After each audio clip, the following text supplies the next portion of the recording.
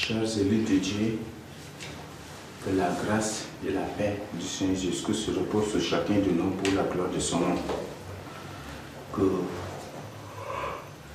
nous allons continuer avec la suite de notre enseignement. Ce n'est pas un enseignement, mais c'est plutôt une révélation, puisque un thème révélé par le Seigneur Jésus-Christ, par le Saint-Esprit, est dirigé, coordonné et orienté et présenté par lui-même. Donc c'est lui qui dirige, c'est lui qui expose. Moi je n'ai rien que c'est ce qu'il m'a communiqué, que c'est sous sa roulette que j'ai dressé quelques parties pour partager avec nous. Mais tout au long de la présentation, il y a des choses que l'Esprit Saint me surprend avec. C'est vraiment merveilleux.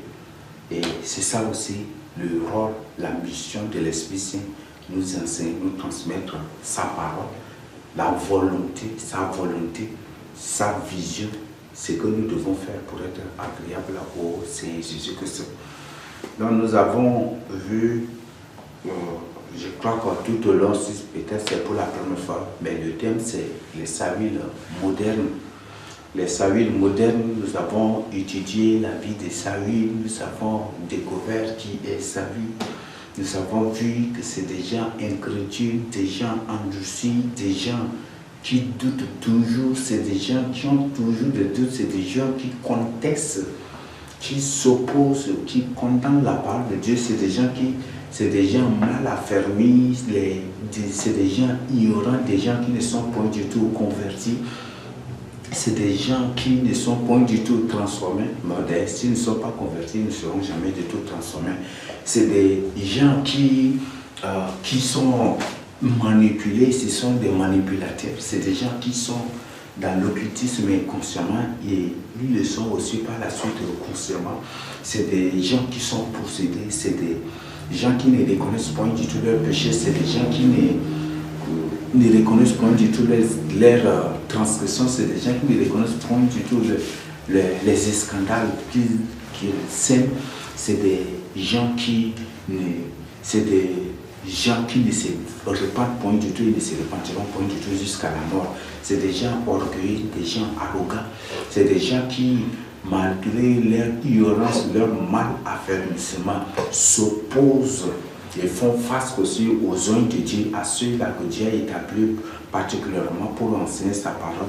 C'est des gens ingrats, c'est des gens chez le Seigneur. Je crois qu'on a tout vu ici, c'est pour la première fois de suivre l'enseignement et précisément cette partie. Je t'invite vraiment à suivre les autres parties et tu vas y découvrir beaucoup d'autres choses. Mais selon l'ordre que le Seigneur Jésus-Christ, que Dieu nous a donné, c'est d'être des David d'aujourd'hui.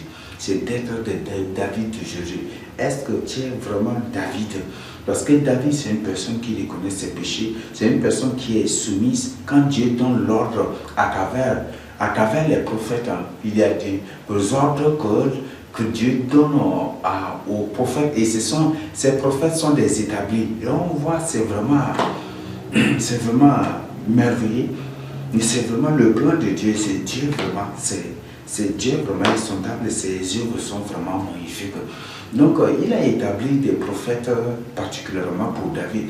Quand il donne des ordres à ses prophètes, et quand ces prophètes viennent vers David, David reconnaît les faits, il confesse et il se soumet, il obéit à ce que ses prophètes lui ordonnent, bien qu'il est roi, bien qu'il est loin de Dieu, mais quand Dieu révèle quelque chose, donne l'ordre ou ordonne quelque chose, soit à Nathan ou soit au prophète Gad, et qu'il vienne partager avec lui, il s'humilie et il obéit. Il reconnaît. Bon, la vie de David, on ne peut pas tout étudier aujourd'hui parce que ça fait même l'objet d'un thème particulier. Et si le Seigneur Jésus le veut, si l'Esprit me permet ou me permettra ou me recommandera un jour de partager avec vous, je vais le faire. Mais c'est vraiment une vie trop approfondie que je ne peux pas prendre tout le temps pour vous détailler, mais vous connaissez au moins ce qui est David. Et vous avez quand même étudié. Je crois que vous avez la Bible là, entrez, vous prenez la Bible seulement. Lisez 1 Samuel, 2 Samuel, 1 roi, 2 rois, 1 chronique aussi, vous allez découvrir. Bon, précisément 1 Samuel, 2 Samuel, 1 roi, et après 1 roi, 2 rois, ça parle de Salomon, non? Et après, lisez aussi le livre des 1 chronique, et vous allez découvrir vraiment la vie de Samuel, de David. Et qui est vraiment David? Étudiez. Je vous invite à méditer la parole de Dieu.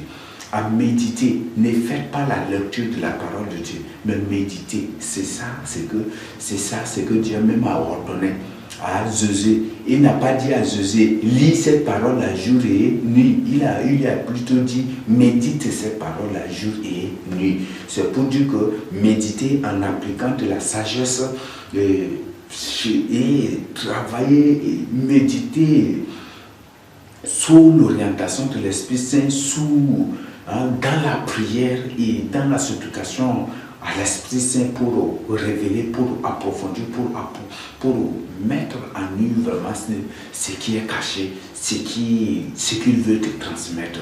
Donc c'est ça la méditation. Donc Dieu n'a pas dit à Josué, lis cette parole.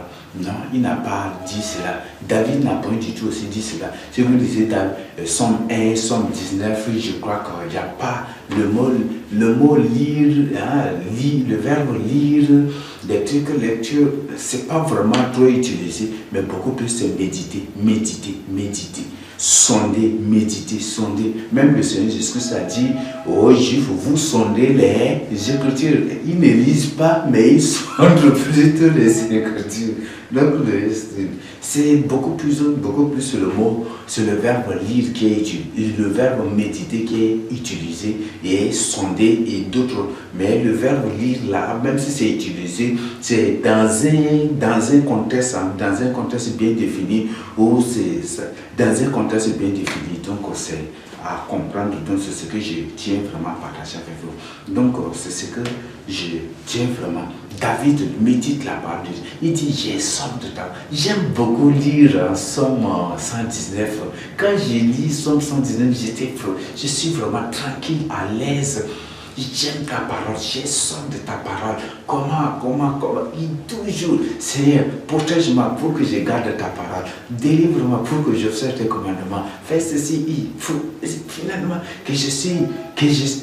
David dit que je suis plus sage que les vieillards parce que j'observe tes paroles, tes commandements. Et c'est vraiment, je suis vraiment à l'aise, je suis vraiment à l'aise.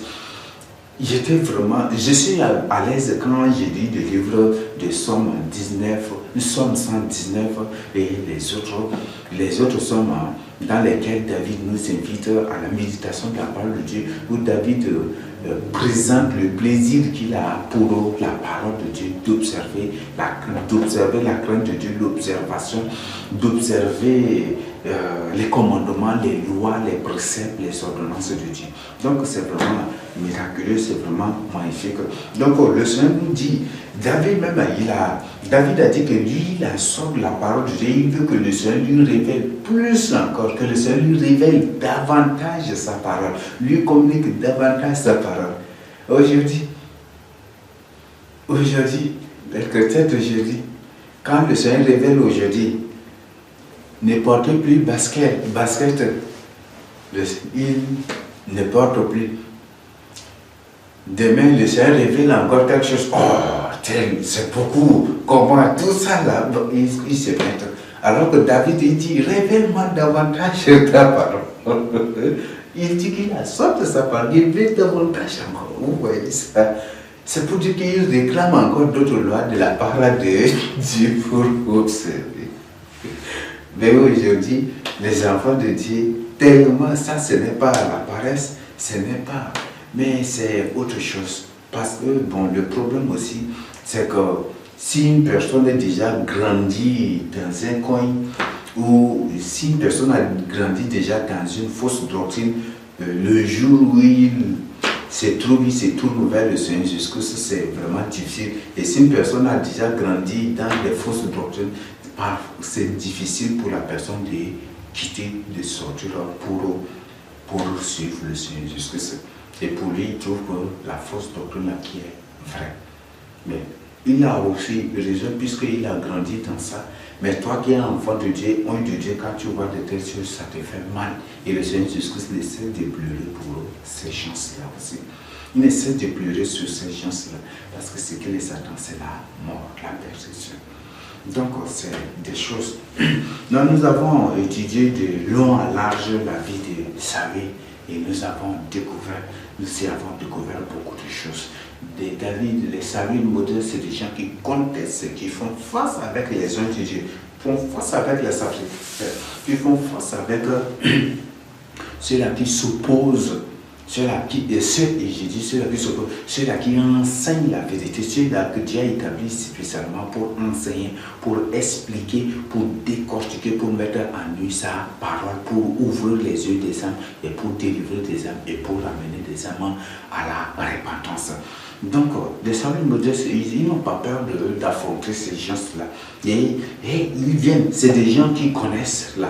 C'est des gens qui connaissent ça. Ils connaissent les Écritures, mais ils ne comprennent pas. Et c'est des gens qui sont mal affermis et qui sont même ignorants. Ils connaissent, mais ils sont ignorants. Oui, mais c'est tout à fait aussi normal. On peut connaître quelque chose et tout en étant ignorant de cela. Ou en d'autres termes, ne pas comprendre aussi. Est-ce que je suis en train de mentir? Par exemple, lorsque j'étais en troisième, j'étais le premier de la classe. Et il y avait des groupes, il y a quelques professeurs, la professeure de maths, et il y avait d'autres professeurs. Tout le temps, chaque fois, pendant leur cours, là, toujours c'est moi qui les interroge. Ils disent que comme je suis premier là, que je vais leur prouver mes connaissances de Dieu. Et tout le temps, c'est ça. Donc moi, j'étais obligé. Entre-temps, ces professeurs, entre-temps là, on faisait les racines des carrés, des trucs. Donc c'est un professeur qui ne comprend pas du tout aussi. Il vient, il copie seulement et c'est ça seulement, c'est son travail. Et c'est lui qui a fait que vraiment, on a pris, nous tous, on a pris mauvaise base carrément dans certains domaines en mathématiques. Donc, dans certaines parties en mathématiques, les racines carrées, c'est la géométrie, il y a certaines parties où on a vraiment, il nous a détruit carrément. Donc lui, il vient là, c'est ça. Et comme lui, il vient, il n'explique pas, il ne donne pas autre exemple, c'est ce qu'il copie au tableau, d'accord. Quand tu lui poses une question, il prend les exercices là, il recopie encore, c'était ça seulement. Je crois que les condisciples là, si tu ils vont vous dire, voyez, qui est ce professeur-là. Et c'est vraiment une personne là, terrible qui nous a détruit carrément. Et qui nous a détruit carrément. C'est vraiment fort, c'est vraiment fort. Donc cette personne, c'est une personne terrible. Et ça c'est le premier professeur de mathématiques. C'est vraiment, c'est une personne qui nous a complètement détruit, qui nous a gâché.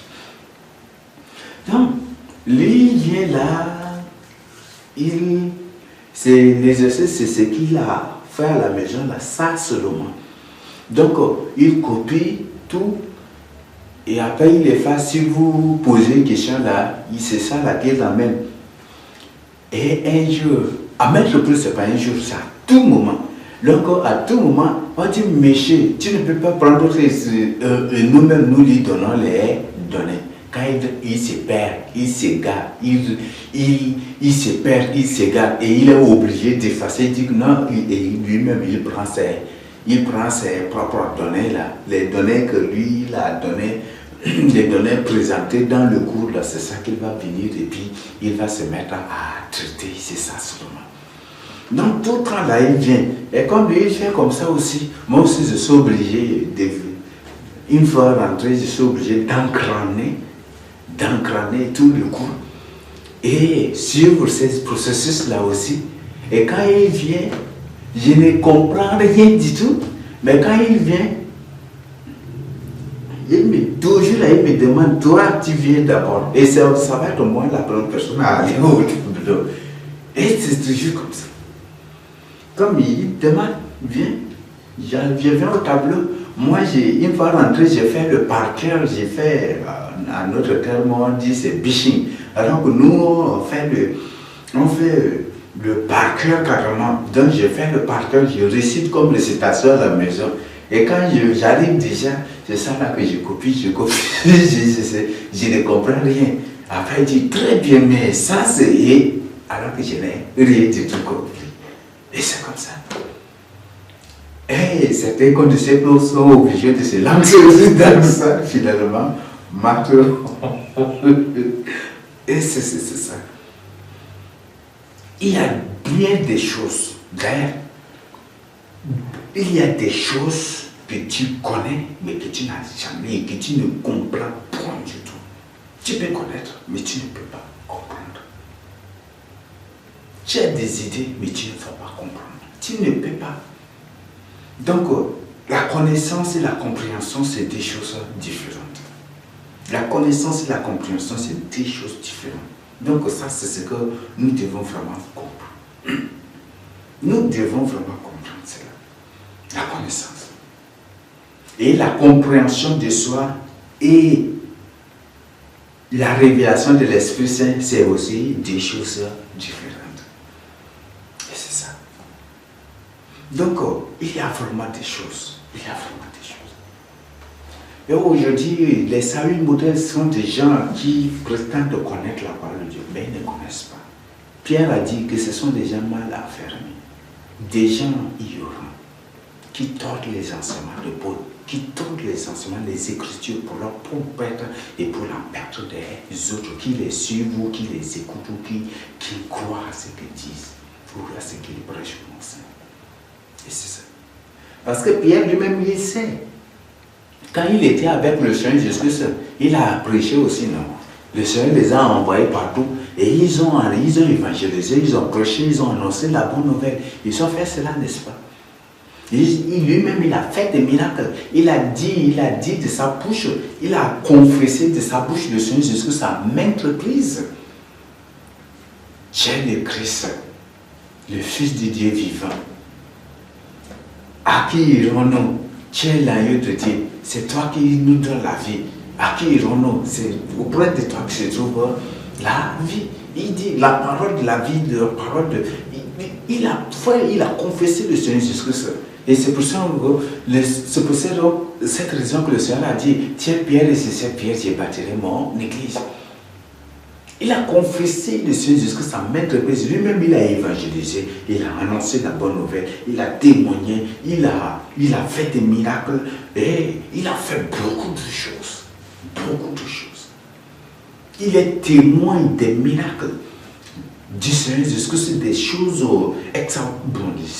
des choses divines que le Seigneur Jésus-Christ a opérées. La transfiguration, le Seigneur était là. Et à chaque fois, le Seigneur le prend, lui, à seul, lui, Jean et Jacques à trois, et il les écarte et il leur parle. Et finalement, ils étaient vraiment. C'est ça. Ils connaissaient, n'est-ce pas? Connaissaient des choses. Mais à sa grande surprise, le Seigneur lui dit, Pierre, le Seigneur, quand il allait à la veille de son arrestation, il lui dit, Pierre, quand tu seras affermi, quand tu seras converti, tu affermiras tes frères, les autres. Ça, c'est une très grande surprise. Et beaucoup de gens aujourd'hui qui font des choses extravagantes, qui donnent des enseignements qui vont te faire pleurer, qui vont te faire tout. Mais ce sont des gens qui ne sont pas du tout convertis. Ils peuvent faire tout, mais ils ne sont pas encore convertis. La conversion, c'est toute une réalité, toute une autre réalité. La conversion, c'est que vous devez retenir. Recevoir le Saint-Esprit n'est pas la conversion. C'est ce que vous devez comprendre. Ce n'est pas l'Esprit Saint là qui te convertit. La conversion, premièrement, c'est une décision. C'est une détermination, c'est une conviction, c'est une résolution personnelle et individuelle. Et l'Esprit Saint ne vient que pour renforcer, pour édifier, pour parfaire, pour solidifier. Ça, Mais si tu n'es pas converti, tu peux recevoir le Saint-Esprit. Mais le Saint-Esprit ne pourra rien faire. Tu vas être une personne charnelle. L'Esprit ne pourra rien du tout faire. Parce que tu n'es pas converti, tu n'es pas déterminé, tu n'es pas résolu, tu n'as pas un but ou une vie. Tu n'as pas, je sais comment qualifier cela. Comme tu n'as pas cela, l'Esprit ne peut rien faire. Parce que l'Esprit ne t'impose pas de choses. Au moins que c'est la souveraineté du Seigneur Jésus-Christ. Mais l'Esprit ne peut pas t'imposer des choses. Tu peux faire prophétiser, tu peux être ceci, apôtre, qui croit que ça. Même les apôtres, le Seigneur les a surpris qui ne sont pas encore convertis, qui ne sont pas encore affermis. Vous voyez. Et c'est vraiment fort. Donc, la conversion, c'est toute une autre réalité. Et beaucoup de ces gens ne sont pas du tout convertis. Ils ne sont pas convertis. Parce qu'une personne qui est réellement convertie, c'est une personne qui a la soif de la parole de Dieu. C'est une personne qui a soif de découvrir davantage la parole de Dieu. Les révélations, qui a toujours la soif de comprendre, de découvrir davantage la volonté de Dieu. C'est ce que David est. C'est ce que Moïse est. C'est ce qu'Élisée, Élie, c'est ce que Isaïe, Jérémie, c'est ce que ce sont ces gens. Il dit tellement qu'ils ont cela de Seigneur. Il y a ceux-là, comme le Seigneur les a préparés, le Seigneur les a envoyés spécialement, le Seigneur les fait d'eux une lumière pour les autres. Ils sont des lumières. David est lumière. Aujourd'hui, les écrits de David nous a ouvert les yeux sur beaucoup de choses. C'est vraiment, ce sont des choses trop profondes. Non, ne dis pas que moi, pasteur là, comment je ne suis pas converti. Non, ne dis pas que c'est cette récitation, que c'est pas cette récitation que tu as faite. Seigneur Jésus-Christ, je t'accepte dans ma vie. Je crois que tu es le Fils de Dieu et que tu es mort sur la croix et que c'est par ta mort que je suis sauvé. Je te confesse mes péchés, que je suis ceci, et que Amen. Et tu finis par Amen. Ce n'est pas ça la conversion. Ça, ce n'est pas la conversion. Ça, ce n'est pas la conversion. Ça, ce n'est qu'une récitation. La conversion vient du cœur. La conversion, c'est une profondeur, c'est une transformation du cœur. La conversion, c'est toute une autre réalité. La conversion, c'est toute une autre réalité. Quand une personne est convertie, la personne devient systématiquement une autre personne. C'est ce qui était Pierre. Pierre, après, quand il était devenu une autre personne, il a étudié toute sa vie parce qu'il a trouvé des lois. C'est pour ça que c'est ce qui lui a permis de connaître, de comprendre, de connaître ceux-là qui ne sont pas convertis, mais qui connaissent la parole de Dieu, mais qui ne sont pas convertis. Et ça lui permet. Ça lui permet de connaître ceux-là qui sont des gens mal affermis, des gens qui ignorent des choses, des gens qui ça lui a permis, parce qu'il a fait une rétrospection sur lui-même, et cela lui a permis. À l'évangélisation, premier acte 2, je crois que c'est 38 à 40, ou c'est combien. Les gens disent, mais Pierre, que devons-nous faire pour être sauvés? Il se lamentait, il se frappait la poitrine, n'est-ce pas? Pierre devait leur dire, bon, si vous voulez accepter ce Seigneur, répétez après moi, Seigneur Jésus-Christ, je t'invite dans ma vie, je crois que tu es le Fils de Dieu, je crois que c'est... Il allait leur dire ça, non? Parce que lui-même, il a répété cela à maintes reprises devant le Seigneur, mais il a trouvé que cela, ce n'est pas une conversion, mais ce n'est rien qu'une récitation. Ce n'est qu'une récitation. Il y a des chants, je vous informe, il y a des chants chrétiens, des versets chrétiens, que je connaissais parfaitement lorsque j'étais enfant, mais je n'ai rien du tout compris. Et c'est après d'abord, je prends ces chants-là et je commence par examiner. Par contre, et c'est là que c'est en ce moment que je comprenais ces chants. Et beaucoup là, ce sont des chants de bêtises que je chante. Donc les gens chantaient et puis moi aussi je me livrais. Et c'était après d'abord. J'ai compris, j'ai découvert ces choses, c'était des chants, des choses de bêtises. Alors que avant moi je chantais parce que je connaissais le chant, mais je ne comprenais pas et je n'y avais rien du tout de commun. Tu sais, tu peux comprendre, tu peux connaître quelque chose, mais ne pas du tout comprendre jusqu'à la fin de ta vie. Là, je t'informe. C'est pour ça qu'il faut être humble pour comprendre. Il faut être humble pour que l'Esprit Saint te dirige. Et il y a des chants même à l'école. À l'école, CP2, on nous apprenait des chants. Même on nous imposait, même aussi, parce que si tu ne chantes pas là, tu vas à l'école. On nous imposait cela. J'ai chanté ces chants-là. Même lorsque j'étais en seconde, en première même là, j'ai chanté. Et c'est en terminale qu'un jour là, qu'est-ce qui m'a poussé, même je ne sais pas. J'ai dit, j'avais chanté ces chants-là, et après là, je m'étais arrêté et j'ai cherché à comprendre le chant. C'était ces jours-là pour la première fois que j'ai chanté. Et qu'est-ce qui m'a poussé à faire ça, même je ne sais pas. Et j'ai pris le chant, j'ai pris tel chant, je cherche à comprendre les mots là. Et il y a certains, je connaissais les chants, il y a certains mots que je prononçais mal. Il y a certains mots que ce n'est même pas ce mot, mais c'est autre chose. Et c'était ces jours-là que je m'étais rectifié. Que c'était ces jours-là que je m'étais rectifié. Et j'ai dit que waouh, ça encore, je me suis fait humilier par tout ça. Moi-même, je m'étais humilié cette fois. Le savoir oser des autres, et puis c'était ces jours. Et c'est là que j'ai découvert beaucoup de choses dans ces chants.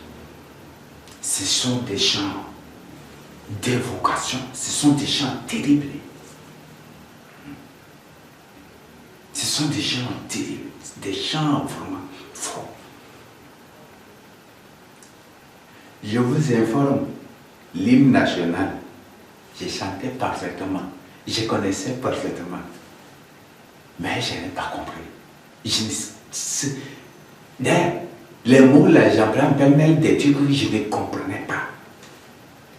Je vous informe que c'était à l'université que j'ai compris le livre national. J'ai compris l'essence des mots de l'hymne national. Les Tchadiens, des mots là, c'est comment.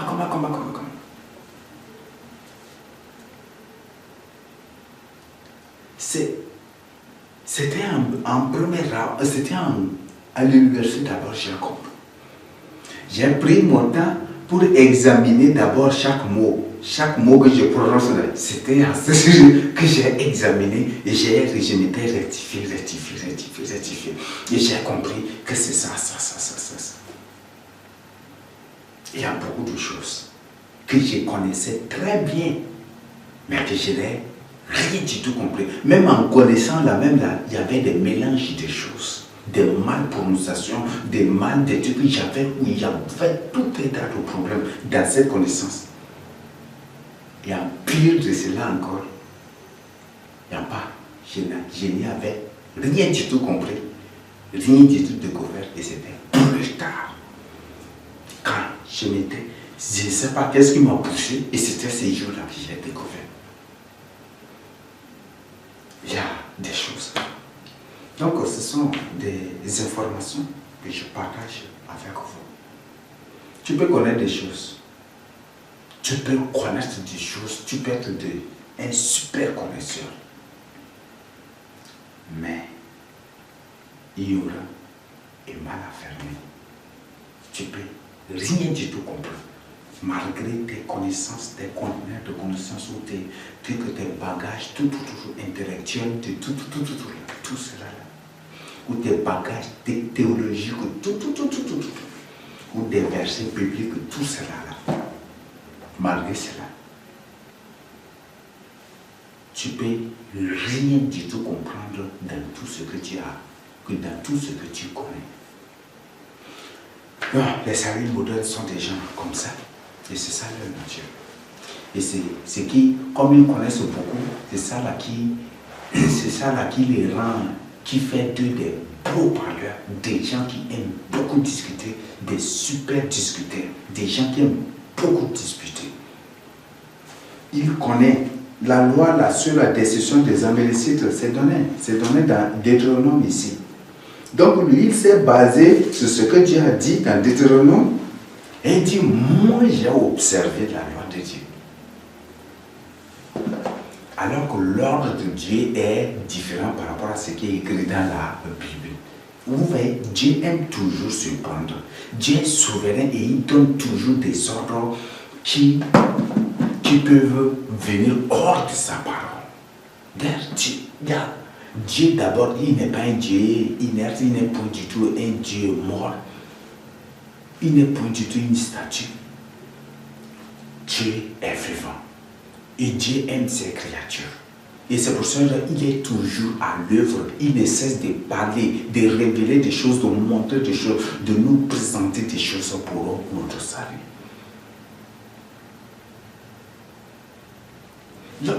Saül dit que pour ce qui est écrit dans Deutéronome, c'est autre chose. L'ordre souverain de Dieu est différent de ce qui est écrit ici.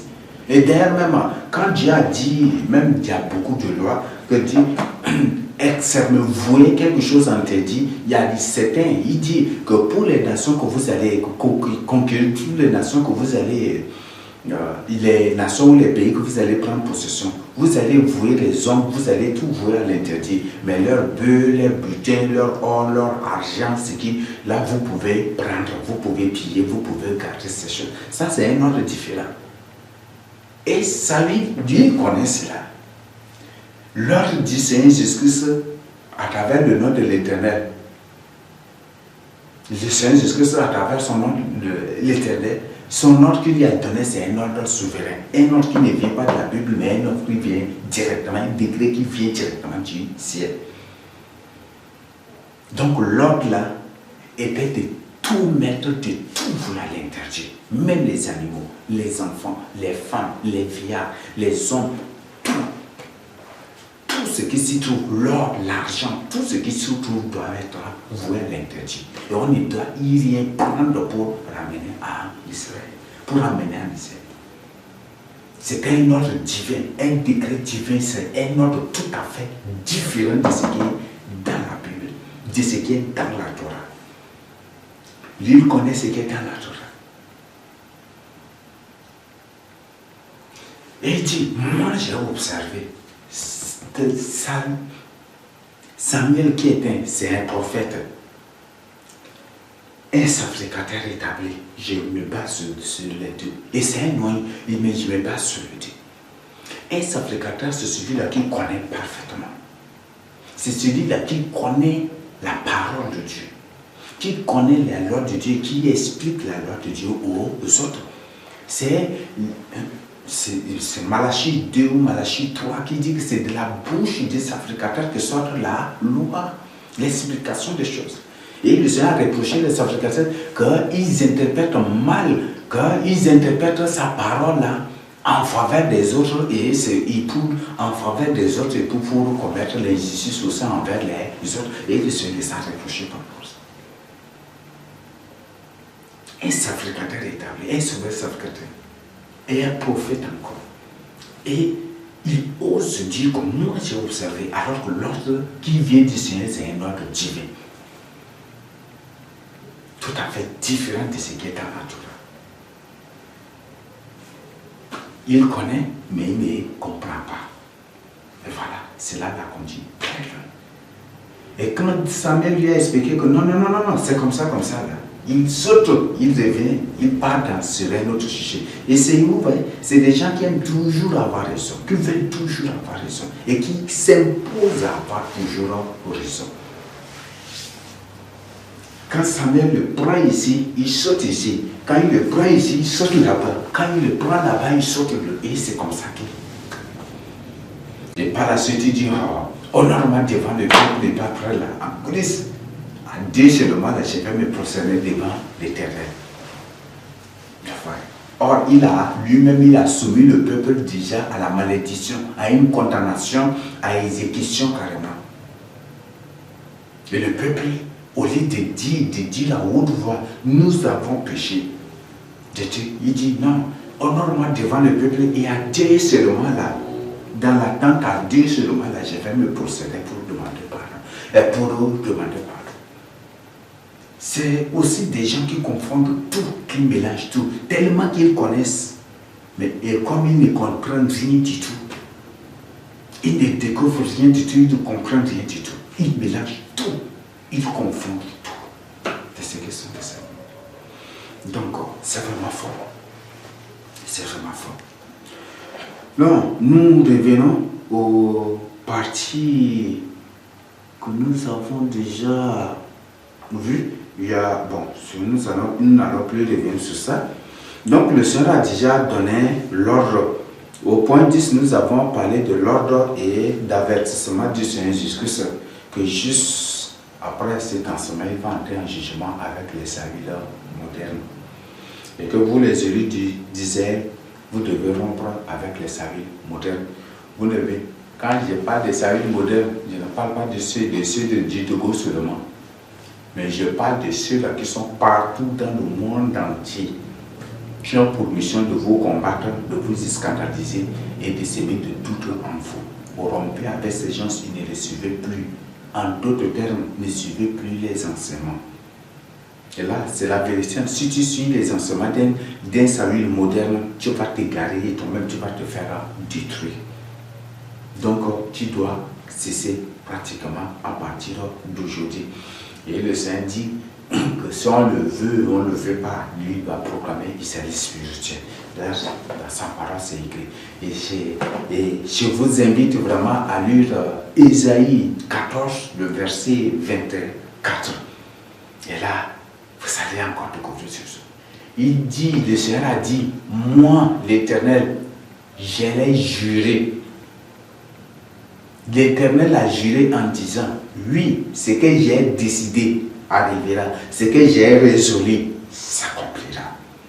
Dieu a résolu, Dieu a décidé et a résolu Israël spirituel déjà dans sa parole ici. Ce n'est pas quelque chose inventé. Ce n'est pas quelque chose inventé. C'est ce qui est dans la parole de Dieu. Le Seigneur Jésus-Christ lui-même a dit aux Juifs, le royaume des cieux vous sera enlevé et sera donné à notre nation pour en produire le fruit, des fruits dignes du royaume des cieux. Le Seigneur Jésus-Christ. C'est le royaume des cieux. C'est ça, ce royaume-là. Ce n'est pas ce Vatican que vous connaissez, ce n'est pas Mecque, ce n'est ni Vatican ni Mecque, ce n'est pas l'Union européenne, ce n'est pas New York, ce n'est pas. Non, il s'agit d'Israël spirituel. Le code se trouve dans Apocalypse 12. Et c'est ça. Au lieu que la femme règne, au lieu, c'est une femme. Au lieu que la femme règne, c'est le Seigneur va lui faire mettre, le Seigneur lui-même va le faire mettre au monde un enfant. Et c'est cet enfant qui règne, qui va régner sur la femme, qui va régner, qui va gouverner sa femme. Qui va gouverner sa maman d'abord, excusez. C'est cet enfant qui va gouverner, qui va régner sur sa maman. Parce que les enfants d'Israël avaient rejeté le Seigneur Jésus-Christ. Parce que jusqu'aujourd'hui, ils sont dans la cabale. La cabale de beaucoup de soi-disant serviteurs de Dieu.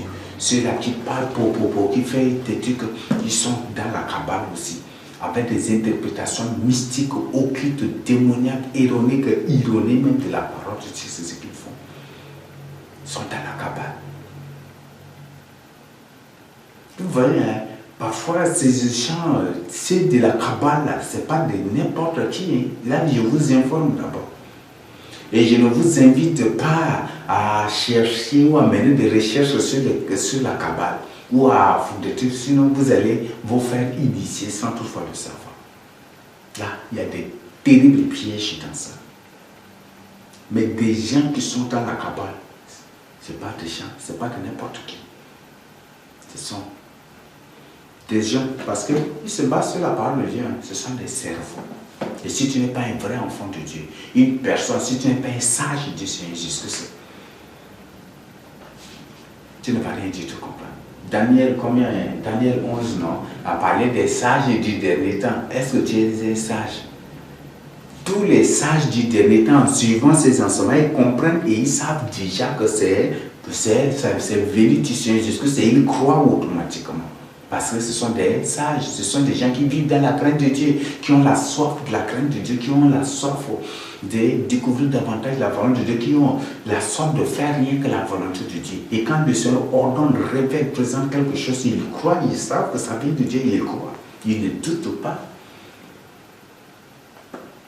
Mais si ce sont des ignorants, des mal affermis, des inconvertis, vous croyez qu'ils vont croire? Non, ils ne vont pas accepter. Si le Seigneur révèle, décide ou présente quelque chose du tout. Donc c'est un sage du dernier temps.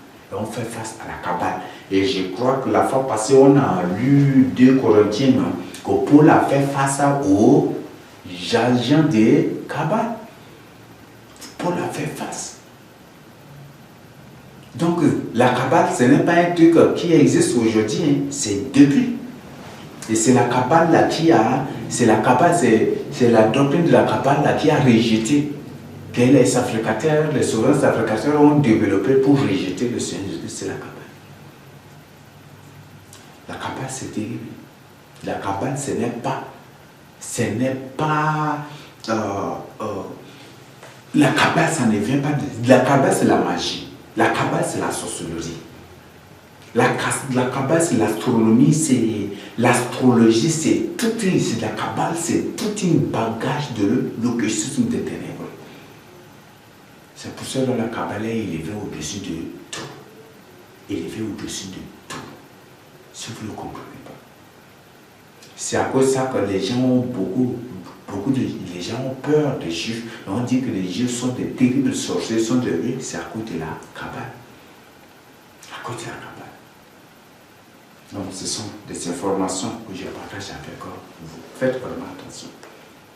Dans la Kabbale, il y a la numérologie, il y a ceci, il y a cela, il y a toutes ces sciences occultes. Tout cela c'est réuni dans la Kabbale. Et beaucoup de ces soi-disant serviteurs de Dieu qui crient qui scandalisent ici, qui font ceci, sont dans cette science occulte mystique. Sont dans la Kabbale. Beaucoup sont dans la Kabbale. Beaucoup ils le sont consciemment et d'autres le sont inconsciemment. Ils sont dans ça, mais ils ne savent pas qu'ils sont dans la Kabbale. Donc, ce sont des informations. On trouve que David, c'est une personne qui réfléchit toujours sur sa vie et qui demande toujours au Seigneur de lui révéler des choses qui sont cachées dans sa vie. Et comme le Seigneur a ordonné que nous devons être des David d'aujourd'hui, alors si réellement tu veux être sauvé, sois David d'aujourd'hui. Et si tu deviens David d'aujourd'hui, demande, si réellement tu veux être sauvé, pose cette question au Seigneur. Seigneur, révèle-moi des choses qui sont cachées dans ma vie. Mes péchés. Révèle-moi toutes les choses qui sont cachées dans ma vie. Et le Seigneur va te révéler. D'ailleurs, si tu demandes que dans ton cœur, tu es déjà décisif, tu es déjà décidé, tu es incrédule, tu doutes tout, le Seigneur va rien tout aussi te révéler pour ne pas perdre inutilement son temps. Parce que même s'il te révèle, tu ne vas pas obéir. Même s'il te révèle en te recommandant des choses que tu dois faire, tu ne vas pas te soumettre, tu ne vas pas accepter. Donc il va toujours, il va toujours rien te révéler. C'est lorsque tu es prédisposé à faire, à accepter ce qu'il va te révéler tout en te soumettant à ce qu'il va te dire dessus. Et il va te révéler. Mais si tu n'es pas prédisposé, si tu n'es pas disposé, et que toi tu demandes juste pour voir seulement, comme beaucoup aujourd'hui, il dit, Seigneur, je vais te voir, je veux seulement que tu apparaisses pour que je te voie. Satan, vous savez bien que Satan n'a pas de temps, non, n'est-ce pas? Et si Satan n'a pas le temps, vous croyez que le Seigneur Jésus-Christ a le temps? Juste pour t'apparaître, pour que tu le voies, et après disparaître, et après maintenant, quand tu sors là, moi j'ai vu le Seigneur Jésus-Christ m'est apparu, et tu profites là pour scandaliser de Dieu. Vous croyez que le Seigneur va faire cela? Le Seigneur n'a pas du tout de temps pour ces choses-là. Si tu l'invites, si tu lui demandes de faire quelque chose, ou de se révéler à toi pour quelque chose qui va contribuer à son œuvre, ou c'est là il va le faire.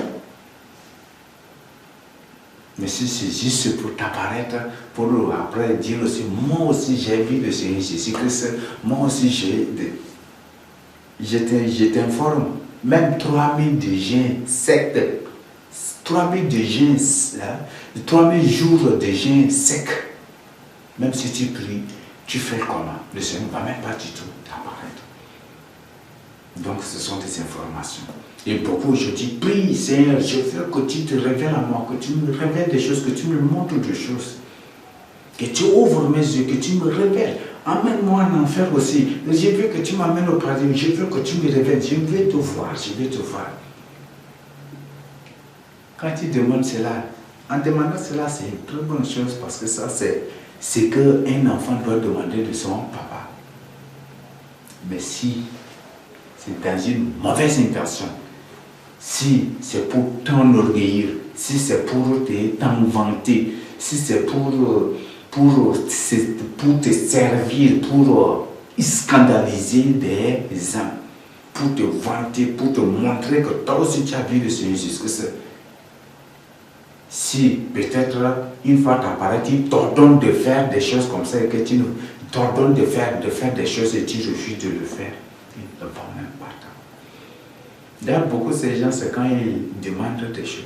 Le Seigneur, au lieu de leur apparaître physiquement, dans sa souveraineté, il apparaît dans les rêves, dans les visions.